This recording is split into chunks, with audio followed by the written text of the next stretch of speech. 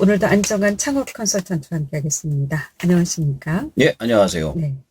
자, 오늘은 어떤 내용에 대해서 얘기를 좀 나눠볼까요? 자, 이번에는 코로나19 시대 성장 창업, 가구 렌탈 창업이라는 내용을 소개해 드리겠습니다. 가구 렌탈 창업요? 예. 네. 한동안 정수기, 예. 또 비대, 비대. 여러 가지. 매트릭스? 네. 렌탈 사업이 많았는데, 가구 렌탈이라고요? 예. 어떤 식으로 사업을 하는 것인가요? 자, 쉽게 말씀드려가지고 가구를 빌려주고 매월 일정한 비용을 받는 사업을 말합니다. 기존의 공유 경제가 집이나 차같이 큰 물건에서 시작되었지만, 이제는 가구에서도 공유를 하고 비용을 받는 사업들이 뜨고 있습니다. 네.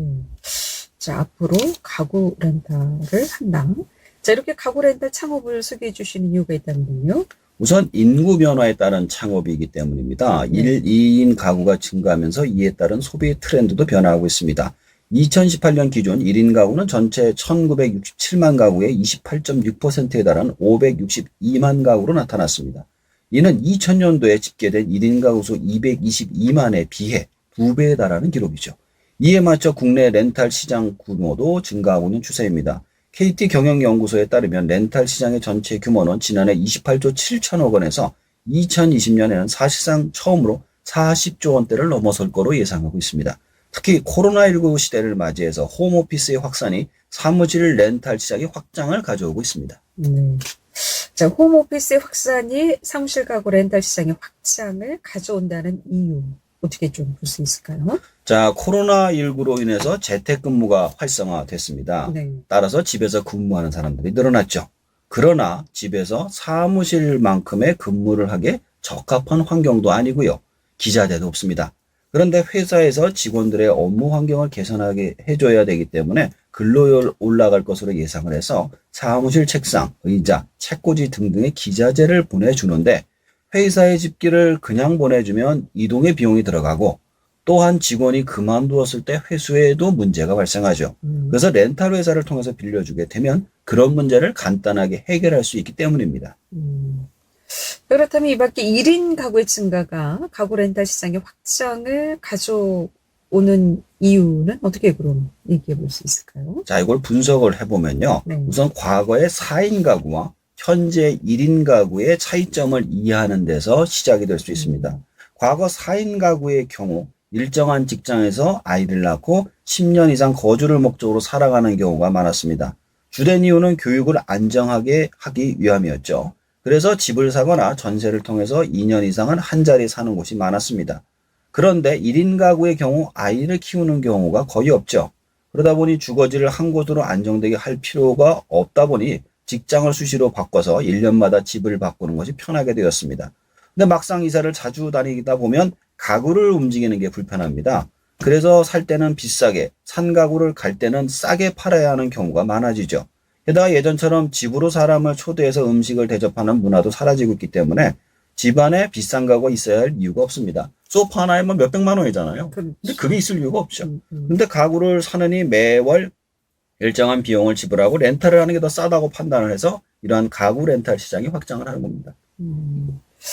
자, 그렇다면 구체적으로 예를 들어서 좀 설명을 해 주실까요? 네, 한번 설명을 해보겠습니다. 만약 A라는 사람과 B라는 사람이 결혼을 해서 아이들을 낳고 산다고 가정을 해봅시다. 그러면 일단 아이들에게 좋은 학군과 환경을 주기 위해서 학교에서 가까운 아파트를 얻거나 전세를 얻어야 할 겁니다. 그리고 직장도 최대한 가까운 곳으로 해야 되겠죠. 그렇다면 집안에 들어놓아야 될 가구들의 경우 최소한 10년 이상 써야 하기 때문에 좋은 브랜드의 좋은 품질의 제품을 사는 것이 좋을 겁니다. 오래 써야 하니까요. 그런 반면에 혼자 사는 CC의 생활 한번 봅시다. 처자식이 없습니다. 따라서 좋은 학군과 좋은 직장 근처에 있을 필요가 없기 때문에 굳이 비싼 곳에 아파트를 사거나 전세를 살 필요가 없습니다. 게다가 직장의 변경이 많기 때문에 이사를 많이 다녀야만 하는 경우가 있죠. 근데 막상 필요한 가구를 사게 되면 중고라도 100만 원 이상 주어야만 하기 때문에 렌탈을 하게 되면 한 달에 10,000원에서 30,000원 사이에 쓸 수가 있는 겁니다.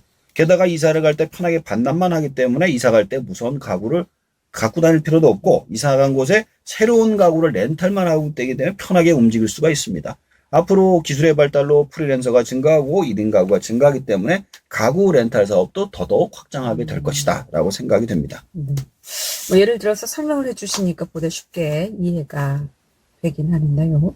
그렇다면 해외의 경우에는 시장이 어떻게 좀 변화하고 있을까요? 자, 미국에서도 가구 렌탈 시장이 커지고 있습니다. 미국은 주로 월세를 살죠. 네. 월세를 살면서 비싼 가구를 구매해서 집에 꾸미기에는 현실적으로 굉장히 부담스럽습니다.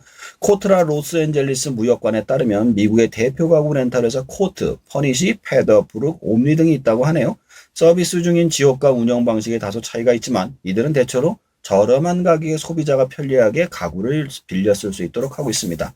예를 들어 3인용 패브릭 소파를 12개월 렌트할 경우 월 비용이 $50 수준입니다. 5만 원 정도인 거죠. 또 가구 운반, 배치 등 서비스도 무료로 제공하는 데다가 일정 기간이 지나면 가구를 교체해 렌트를 할 수 있도록 해주고 있습니다. 이러한 현상은 유럽과 일본 그리고 인도에서도 같은 현상이 일어나고 있습니다. 그러니까 앞으로는 우리나라에서도 가구 렌털 사업이 이제 많아질 것이다 라는 말씀이신데, 그렇다면 현재 우리나라는 어떤 식의 사업들이 좀 이루어지고 있습니까? 자, 가구업계 2위 한땡은 침대 매트리스 렌탈에 주목을 했습니다. 매트리스 관리가 더욱 중요해지자 자사 제품뿐 아니라 타사 제품까지 케어 서비스를 확대 제공한다는 계획이며, 매트리스 렌탈을 시작으로 한샘은 운송과 청소 등의 사업까지 확대하면서 토탈 서비스를 선보일 예정이라고 합니다. 리바땡 또한 렌탈을 통해서 시장 1위를 노리고 있고요. 이 회사는 렌탈 케어를 통해서 매트리스 렌탈 사업에 뛰어든 바가 있고요. 특히 지난해 5월부터 큐밍 매트리스는 국내 렌탈 업계에서 처음으로 매트리스 전 제품을 친환경 메모리 폼으로만 사용했으며 동종 가격에 저렴한 가격을 유지하는 게 특징입니다. 백화점 계열사와 함께 신규 매트리스, 소파 등 가구 렌탈 상품을 공동 개발하고 부엌 가구 등을 라인업을 확대할 계획이라고 합니다.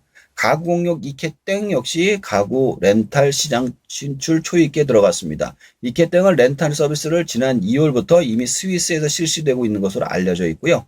아직은 가정용 가구보다는 사무용 책상, 의자 등을 기업에 빌려주는 방식으로 운영되고 있습니다.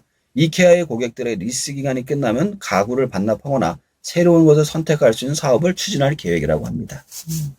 이미 이렇게 대기업들이 가구 렌탈 시장에 진출하고 있는 상황인데, 그렇다면 개인 사업자에게도 기회가 있을까요? 좀 뭐 이렇게 대기업하고 견져본다면 상당히 좀 불리한 상황 아닌가요?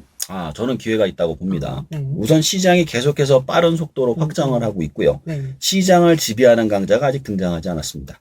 게다가 이런 대기업들의 전략은 프리미엄 전략으로 고가인 전략이 대부분인 경우입니다. 렌탈을 하는 것이 자신들의 제품 비용보다 높아야만 하기 때문이죠. 그런 반면에 실제로 이런 가구 렌탈을 원하는 사람들의 경우에는 적은 비용의 가구를 빌려야만 하는 가난한 1인 가구가 대부분이죠. 그래서 제가 조사한 바에 따르면 기존에 중고 가구를 하시던 분들이 지역에 작게 가구 렌탈을 해주는 사례를 보게 되었는데, 현재 시장에 경쟁자가 없던 차에 성장을 하고 있다고 하네요. 그리고 점점 다른 중고 가구 상들과 연합을 통해서 고객을 확보하는 시장을 만들어가고 있습니다. 그러니까 뭐 새 제품도 새 제품이겠지만 중고 가구 깨끗한 네. 제품들 골라서 하는 방법도 있을 것이다. 왜냐하면 그들은 한 5만 원 선에 내야지 수익이 맞는데 10,000원 정도만 두면 되거든요. 그러니까 차이가 엄청나게 나는 거죠. 전략이 좀 필요한 상황이겠군요. 그렇습니다. 자, 그렇다면 앞으로 가구 렌탈 시장의 전망은 어떻게 보십니까? 크게 B2B 시장과 B2C 시장으로 볼 수 있을 것 같습니다. 쉽게 말해서 B2B 시장의 경우 부동산 회사나 월세를 놓는 집주인이 될 것이고요. B2C 시장은 직접 사는 사람들이 빌리는 시장을 말입니다. 그래서 우선 부동산 회사라든가 월세를 놓는 집주인의 경우 비싼 제품을 장기로 렌트를 하는 시장을 선호할 것이기 때문에 아마도 대형 회사들이 잠식할 가능성이 높을 거로 예상이 됩니다. 반면에 직접 이사를 가서 사는 B2C 시장의 경우 적은 비용을 선호할 것이기 때문에 기존의 중고 가구를 잘 사서 싼 가격에 빌려주는 업체를 선호할 것으로 예상됩니다. 앞으로 계속해서 성장하는 시장이기 때문에 마케팅과 관리 도구만 잘 만들어 비즈니스 모델을 만드신다면 얼마든지 생존과 발전이 가능할 것이라 예상이 됩니다. 네. 길어지는 창업 정보, 오늘은 가구 렌탈 창업에 대해서 안정환 창업 컨설턴트와 함께 했습니다. 잘 들었습니다. 감사합니다.